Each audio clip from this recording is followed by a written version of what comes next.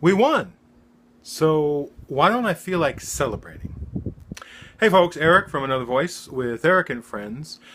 Tonight, Greenville City Council voted 4-3 on a final vote on nonpartisan elections for the city of Greenville for county council members, the mayor, and Greenville Water Commission members. Now, as anyone who knows me or has been following this show for any length of time, you know that I'm a big supporter of nonpartisan elections. I spoke in favor at the last public hearing that was held at the city council. So you would expect me to be jumping for joy that what I think is a good thing won tonight. But I'm not. Let me start by saying my belief that nonpartisan elections are a good thing, that they will, if we make this happen, if we work them right, they will increase voter participation. They will increase the number of people who want to run for office, and they will keep and increase minority representation. Because in my belief, partisanship and party politics is misleading at best. But after listening to the people speak, after talking to Councilwoman Littlejohn, after hearing what the mayor had to say, I felt that as much as I want nonpartisan elections, that there was a feeling that there's a problem and we ought to slow this run down. The Councilwoman Reynolds, one of the supporters and one of the winning votes, mentioned the numbers of people at the public hearings to demonstrate that it wasn't a lot of people. She said, we've been told there's overwhelming opposition. And she mentioned at one public hearing there were 24 people. At another there were 17. Now, when she got to the final public hearing in which I spoke at, she stopped talking about the numbers in the room because in this case it was overwhelming, full of people, plus an overflow. And she talked about the 17 who spoke against and the 4 who spoke for. Councilman Sudduth brought those numbers back up and mentioned, well, that's, we have 38,000 residents of Greenville, and that's less than 1%. So it's not like there's an overwhelming cry against.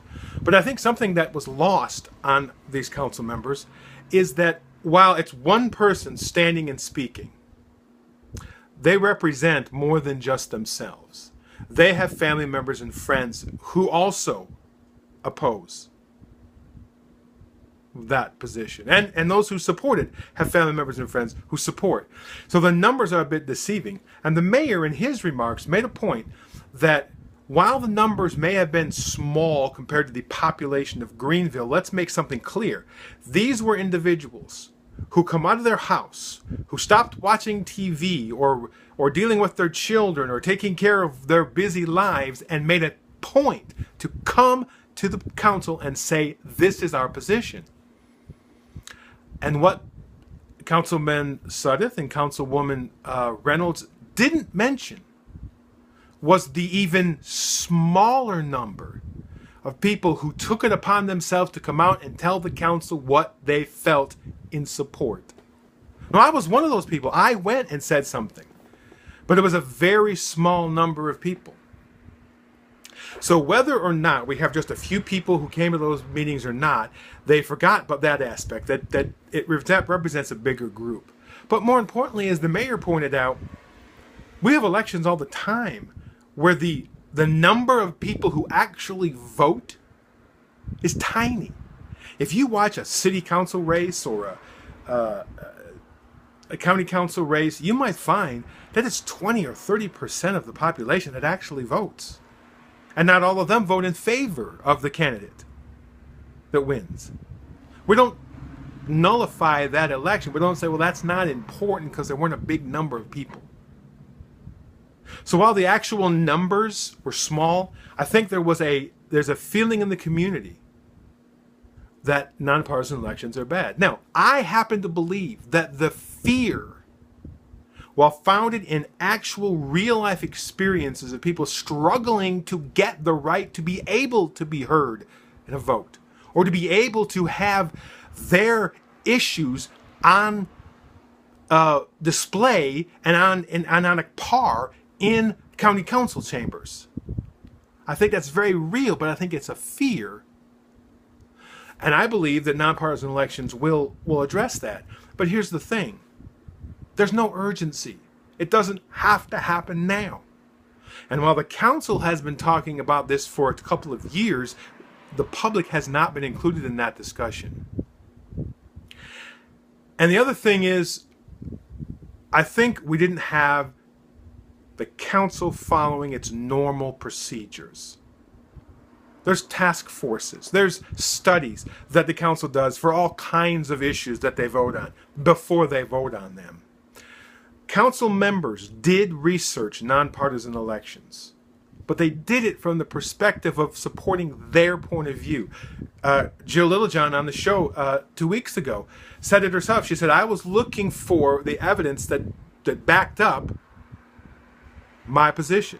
And I think Amy Ryberg Doyle and others were coming from the position that they were looking for the information that supported them. Not that they would deny the other facts, but that's what they were focused on. And I think there should have been a task force that should have done an independent study and that should have included people who spoke and said, you know what, this is a problem. We have a problem here. So while I am a supporter of nonpartisan elections, and I think in the long run they're the right decision, I think the council made the wrong decision tonight. There was a motion to table this proposal, which would have then led to other discussions and possibly more research, and it was quickly shot down. I wish it had been done. I wish they'd tabled it. As much as I support nonpartisan elections, I think the four who were for it were convinced, and they weren't going to change their mind. And I think that bodes poorly for community relations. Now, that doesn't mean that because a group of people get vocal, that we always do exactly what, or don't do exactly what any one vocal group says. But we take it into consideration, and since the council didn't follow the procedures, I thought they should have. But as it stands right now, and I'm glad, I think the partisan elections will be good. As it stands right now, in the next election cycle, city council members, the mayor, Greenville Water Commission members will be voted in a nonpartisan manner, which means there will be no primaries. There will be no requirement to register as Democrat or Republican. There will be no R's or D's or G or I on the ballot. They'll just have the person's name, similar to what happens when we vote for school board. And the campaign season, which was traditionally 8 months, will be reduced to 75 days from the filing time to the election. Now, people can campaign whenever they want. They can start campaigning today for the next election, which is in 2 years, I believe, 1 or 2 years.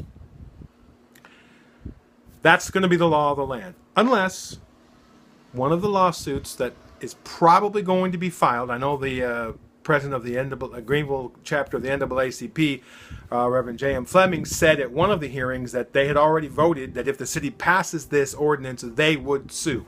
So there's at least one lawsuit coming. But if this new ordinance holds up, we will have nonpartisan elections. Now, what do we do now? For me, as a supporter of nonpartisan elections and someone who believes they will work, it's incumbent on me and everyone like me to make them work. Work in the manner that people know what's going on. It is important that between now and the next city election, that the public, from little old ladies to brand new voters, understand what's happening. It's important that we tell them how it's going to work so that when they go into the ballot, they're not looking for an R or D. They're looking for the candidate. It's important on us to encourage and push our candidates to talk to us. One of the most important things about the nonpartisan election is don't hide behind the D or the R. Tell us what you're going to do. And if you have a record, show us what you've done. And here's the thing that I want to bring up, and I want to see if someone can help me do this. One of the points made is that the Democratic and Republican Party are not going to get involved in financially supporting people who are running for a nonpartisan office. And I understand that. But I challenge the Democratic Party and I challenge the Republican Party. Why would you let the gem that is Greenville be completely without your influence because it's said it's called nonpartisan? One of the leading growing cities in the Southeast, a major player in the state of South Carolina, don't you want to have some influence? So I challenge the parties to back candidates, and maybe not just one, maybe more than one. But I also want to challenge the business community, people who are involved in politics who have a big wallet. Get behind the candidates. Give them the funds necessary to get the message out to the people of who they are, what they're going to do if they get on council. My friends who support nonpartisan elections, you won. There's no need to gloat, first of all. And more importantly, make it work. Let's take those fears and turn them into sighs of relief. Let's give the opportunity for folks to say, I was wrong. And for us to say, let's work together to continue the forward progress of the city of Greenville. All right, we have our podcast coming up this coming Tuesday with Josh Cook about the no sales tax hike, and Tracy Young Fant with Think Twice and the It Takes a Village project. You can find that at canIGetAWordIn.com. You can also go to Facebook at Another Voice with Eric and Friends. Go to YouTube at Be Another Voice. And go to Twitter at Be Another Voice. Until we meet again, get out in the community and make a difference.